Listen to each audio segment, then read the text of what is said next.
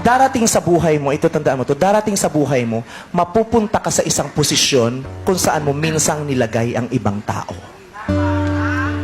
Malalaman mo kung gaano kasakit yung ginawa mo sa kanila. Malalaman mo kung anong klaseng iyak ang hinagulgol nilang ginawa mo sa kanila. At doon matututo ka. Kailangan yung ginawang kasalanan mo ay aminin mong nagkasala ka, aminin mong nakapanakit ka, pagsisihan mo, at pagdusahan mo. Kasi hanggat hindi mo nagagawa yung tatlo, hindi ka pwedeng bumalik dun sa taong yun. Diba? Kasi hindi ka niya mapapatawad kung niloloko mo lang siya ng paulit-ulit. Kasi tao yun, diba? At kung anong ginagawa mo sa ibang tao, yun din ang gagawin nila sa'yo balang araw.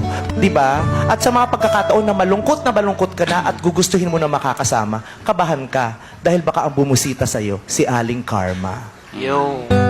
Diba? Sabi nga nila, diba? Karma has no menu. You get served what you deserve.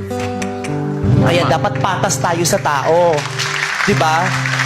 Hindi porket ang ganda-ganda natin, mang-aagrabyado tayo ng para sa atin hindi maganda.